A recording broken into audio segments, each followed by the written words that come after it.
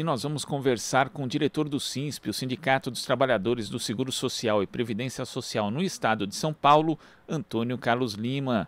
Bom dia, Antônio Carlos. Bom dia, é um prazer aqui estar falando no Jornal Brasil Atual e estou à disposição para poder colaborar. Prazer é nosso.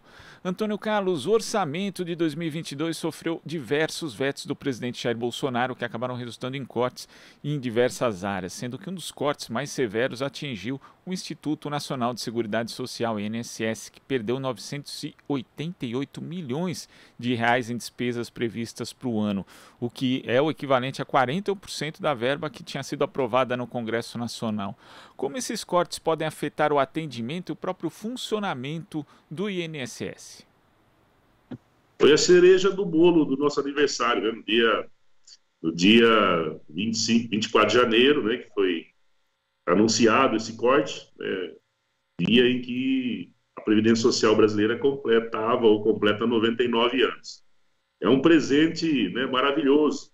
É o caos, na verdade, né? Nós estamos com agências fechando pelo Brasil, no estado de São Paulo.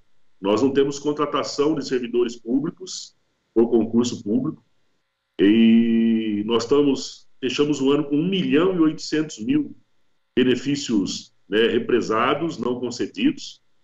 1.800.000 benefícios, nós falamos de 1.800.000 famílias. Desses 1.800.000 benefícios, 500.000 benefícios são somente de benefícios do BPC, do LOAS, que atendem aos idosos em situação de vulnerabilidade, aos deficientes, e nós somos pegos com esse corte do orçamento que poderá ainda mais afetar esse atendimento que já está muito aquém daquilo que o trabalhador merece e muito mais do que merece, ele paga por isso. Então nós estamos vivenciando já nesse mês de janeiro, né, o prenúncio de que será o ano todo. Muito provavelmente esse número de benefícios represados aumentará, tendo em vista que todas essas variantes, falta de servidores, falta de capacitação, salários congelados, o não investimento em tecnologia da informação, já que o governo diz, né, a gestão do INSS diz que vai investir em benefícios concedidos automaticamente. Não tem como fazer milagre se você não tiver investimento na área da tecnologia para atender, né, esse quesito que o governo diz que vai fazer, de investir em melhoria da qualidade da tecnologia da informação, sofrendo um corte de R$1 bilhão aproximadamente. E essa falta de investimento em tecnologia ainda fica mais pronunciada num período de pandemia em que boa parte do atendimento presencial deixou de ser feito e passou a ser feito de forma online também, Antônio Carlos? Exatamente. No período da pandemia, né, o governo, na verdade, praticamente jogou todos os serviços do INSS, praticamente todos, não, exceto aqueles que não é possível, para o atendimento remoto, isso já desde maio de 2019. Já havia uma implementação que estava sendo gradual, mas a partir de maio de 2019, né, praticamente todos os serviços foram jogados para o atendimento remoto. Nós não somos, logicamente, contra, né, a informatização, o atendimento remoto, mas nós somos favoráveis, né, ao atendimento remoto para quem tem condição de ser atendido remotamente. Nós sabemos que uma grande parcela da população não tem condição de fazer esse atendimento, ou porque não tem acesso à internet, ou porque não tem um computador, ou porque não tem a familiaridade com o computador, e eles acabam, né, ou não acessando o seu direito, e aí esse 1.800.000 benefícios represados, desses 1.800.000 benefícios represados, são benefícios que foram requeridos, mas nós sabemos que tem muitos benefícios que sequer foram requeridos porque a pessoa não teve condição de acessar o seu direito. E aqueles que têm condições acabam por procurar intermediários, né, escritórios, para poder pagar, para exercer aquilo que já lhe é direito. Mesmo assim, né, na pandemia, nós conseguimos dar esse atendimento de forma remota, fez com que o caos não fosse total, conseguimos atender, né, boa parte da demanda, mas não foi possível, né? Nós terminamos o ano de 2021, dados do próprio governo, com mais de 1.800.000 benefícios represados e, logicamente, nós já estamos chegando no final de janeiro, esse número deve ter aumentado muito mais. E continuamos na pandemia, né? Nós ainda não tivemos nenhuma medida restritiva. Nós temos informações que tem muitos trabalhadores do INSS adoecendo, muitos trabalhadores que procuram as agências do INSS, porque as perícias médicas continuam sendo feitas presencialmente, assim como as avaliações sociais dos benefícios de prestação continuada. E com o corte do orçamento, até a própria limpeza das agências vai ser prejudicada, porque tenho certeza, como já aconteceu no ano passado, como aconteceu no ano 2020, nós tivemos que fazer corte nos contratos, né? O INSS teve que fazer corte nos contratos, justamente pelos cortes do orçamento. Então, nós tivemos contratos de limpeza, contratos de vigilância sendo interrompidos e não o atendimento.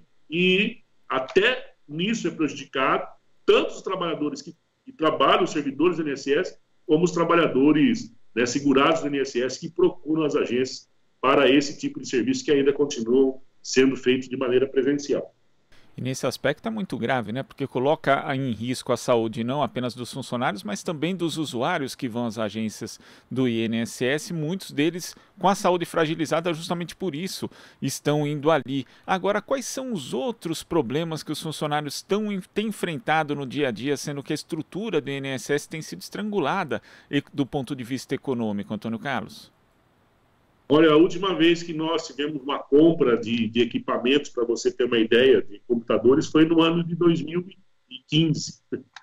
Né? Nós ainda usamos o Windows 7, né, que é lá de 2010.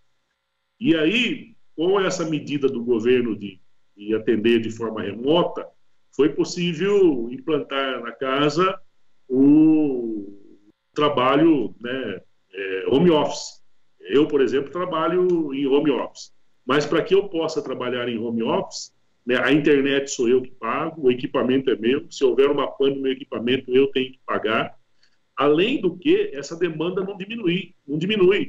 Porque com as pessoas sendo adoecidas, aquelas que têm qualidade de segurado, tanto os trabalhadores empregados quanto os trabalhadores autônomos que contribuem com a Previdência Social, eles acabam fazendo mais requerimentos, né, e aumenta a nossa demanda, muito. A demanda aumentou demais, principalmente nos últimos 2 anos, 2020 e 2021. Aumentou-se muito também a concessão de pensões por morte, porque houve, né, nós estamos agora em janeiro de 2021 com o anúncio de mais de 626 mil mortes, né, confirmadas no país. E aí a gente fica, às vezes, até constrangidos, porque uma pessoa que tem o seu companheiro, a sua companheira que falece, dá entrada numa pensão, já tem aquela dor da perda, mas tem também, principalmente, a dor daquela contribuição mensal, do salário mensal que aquele companheiro trazia para dentro de casa para fazer parte do orçamento, e quando dá uma entrada numa pensão, por todas essas variáveis, pela falta de servidores, pela ausência de concurso público, por equipamentos obsoletos, uma pensão chega a demorar de 4, 5, até 6 meses para ser concedida. E nós sabemos que tem uma família lá passando necessidade. Nós sabemos também que tem trabalhadores que se afastam, e nós temos regiões aqui no estado de São Paulo que demoram-se até 3 meses para fazer uma perícia médica, para ver se a perícia médica vai reconhecer a incapacidade para o trabalho, para daí ele começar a receber. Tem gente que entra com pedidos de aposentadoria por tempo de contribuição, mas muitas vezes ele já não está mais contribuindo ou está desempregado, precisando do valor da sua aposentadoria, e nós demoramos aí esse período também para poder conceder. Quer dizer, não tem como, não existe como você melhorar essa situação, não existe como, se você não tiver investimento, não existe mágica, né? E o trabalhador, ele tem direito, ele pagou por isso, ele merece ser bem atendido, ele tem que ter o seu reconhecimento de direito feito de maneira bastante ágil, para que ele não sofra ainda mais prejuízos na sua vida. E também falando a respeito disso, da prestação do serviço público, nós temos aí ainda tramitando no Congresso Nacional a PEC 32, da chamada reforma administrativa. Isso ameaça ainda mais o serviço público brasileiro, caso as medidas que estão previstas ali sejam implementadas, Antônio Carlos? O governo vem com infelizmente, essa narrativa, que fizeram parte até de outros governos, de que tem que enxugar a máquina, que os servidores públicos têm privilégios. Na verdade, né, a garantia da estabilidade do servidor público, ela é mais uma garantia para o trabalhador que usufrui do serviço público. Você imagina, por exemplo, se nós não tivéssemos os trabalhadores públicos, os servidores públicos, durante essa pandemia, atendendo, por exemplo, nos postos de saúde, atendendo, fazendo essa vacinação em massa, se não tivesse os servidores do INSS atendendo, né, aqueles que ainda estão no INSS, porque, né, a debandada foi muito grande a partir de 2017, com a reforma da Previdência. Nós tínhamos 38 mil trabalhadores em 2016, hoje nós contamos com 19 mil trabalhadores e a demanda cresceu. E o governo vem com essa história para poder, né, conquistar a opinião pública, que nós temos privilégio, mas, na verdade, o que está por trás disso, qual que é o pano de fundo disso, é a privatização dos serviços públicos, a precarização dos serviços públicos, e o trabalhador, e principalmente aqueles que são os mais humildes, os menos favorecidos, aqueles que dependem do serviço público, eles cada vez mais tendo menos direitos, menos acesso, principalmente na área da saúde, principalmente na área da educação. O que o governo quer com a reforma administrativa, já está congelado o salário até 2032, né, pela reforma trabalhista, pelo corte de gastos, pelo limite do teto de gastos da União, e sem contratação de servidores públicos, e agora eles querem demitir. É isso que eles querem fazer, demitir trabalhadores, né, na PEC 32, que esse é um ponto mais importante,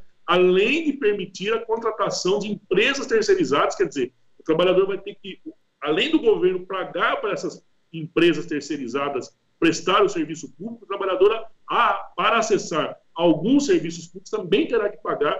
E aí, gente, isso é uma lástima, é lamentável, é coisa de governo neoliberal, governo que tem visão ultradireita, de que não tem nenhuma preocupação com o trabalhador, que, na verdade, nós estamos sabendo, até pelos números que nós acompanhamos todos os dias, que durante essa pandemia, aqueles que são mais ricos ficaram mais ricos nesse país, e nós temos uma massa de trabalhadores desempregados à margem da sociedade e sequer acesso aos serviços públicos nesse país.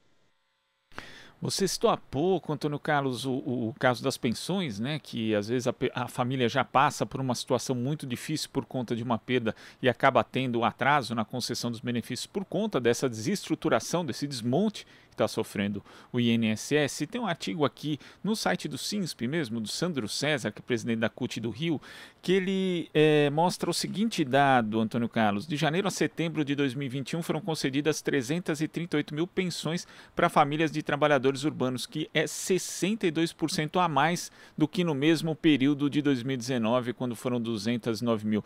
Isso provavelmente por conta justamente da pandemia da Covid-19. Mas ele cita um exemplo que ilustra bem os impactos que a reforma da Previdência tiveram na concessão de benefícios como a pensão. O exemplo é de uma trabalhadora que contribuiu por quase 15 anos com salário médio de R$ 3.500. Se morreu antes da reforma, deixou uma pensão de R$ 3.500 para o único filho dependente. Já se a morte foi depois da reforma, a média de salário cai para R$ 3.100, porque não exclui os piores salários da carreira, e a pensão por morte para o único filho vai ficar em R$ 1.116, uma redução brutal em relação à regra antiga.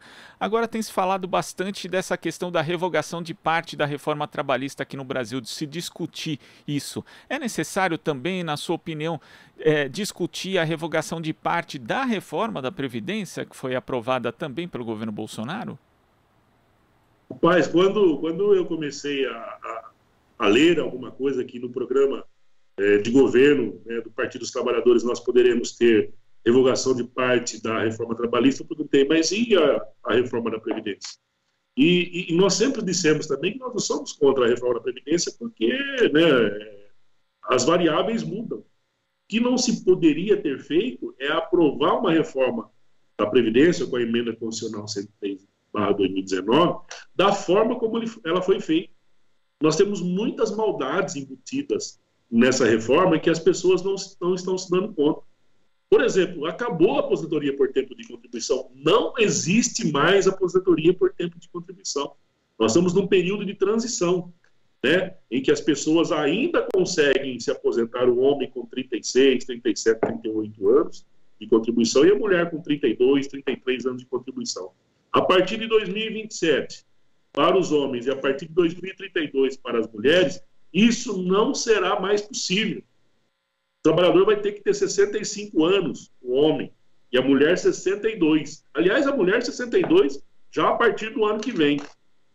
E aí nós sabemos que o trabalhador no nosso país, quando ele ultrapassa os 50 anos de idade, o trabalhador formal, ele tem muita dificuldade de ingressar novamente no mercado de trabalho.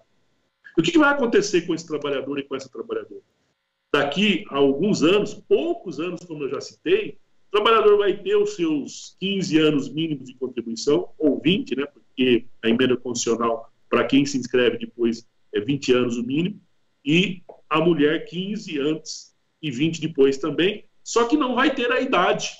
Por exemplo, uma trabalhadora com 50 anos de idade, com 30 anos de contribuição, ela perde o seu emprego e não consegue mais ingressar no mercado de trabalho. Ela tem 50 anos, ela tem 30 anos de contribuição e não vai ter acesso a nenhum benefício da Previdência Social. Quer dizer, ou ela se emprega novamente, ou ela dá um jeito de contribuir com a Previdência, ou ela vai ter que esperar 15 anos para poder ter direito a um benefício da Previdência Social.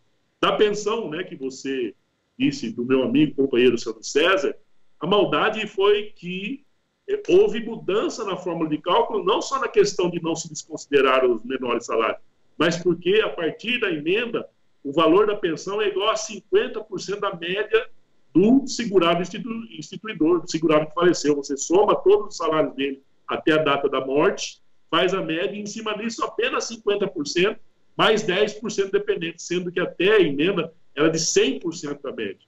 Então, uma trabalhadora como essa, que tinha apenas um filho de 16 anos, era casado, o seu companheiro faleceu, ela vai ter uma média de 70% apenas daquilo que seria a média integral do salário de contribuição da pessoa que faleceu. E quando essa criança de 16 anos falecer, vai cair mais 10%, porque até os 21 anos apenas. Então, em outras situações também que foram colocadas, é que se trata trabalhadores, por exemplo, de uma região do Nordeste ou do Norte do país, igual ao trabalhador da região Sudeste. As mesmas condições são colocadas, mas se trata de trabalhadores que são expostos a agentes nocivos, em trabalhos penosos, né, como, por exemplo, os trabalhadores da indústria metalúrgica pesada, igual ao trabalhador que trabalha na área de administração. É o mesmo tempo de contribuição, e nós sabemos que o trabalhador que trabalha na produção, ele precisa,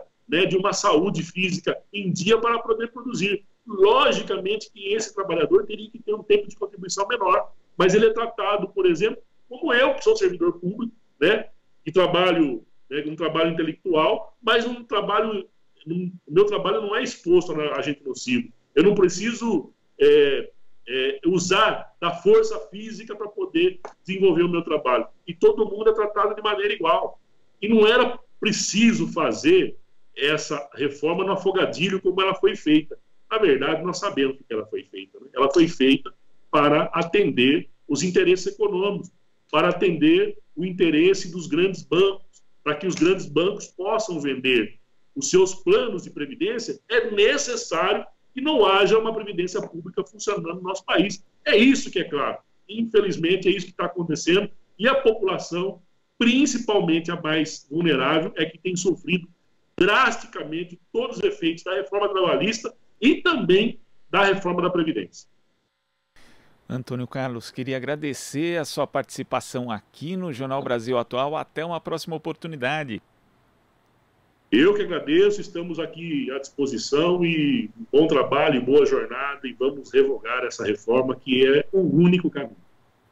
Conversamos aqui com o diretor do SINSP, o Sindicato dos Trabalhadores do Seguro Social e Previdência Social no Estado de São Paulo, Antônio Carlos Lima. Você está ouvindo Jornal Brasil Atual. As notícias que os outros não dão.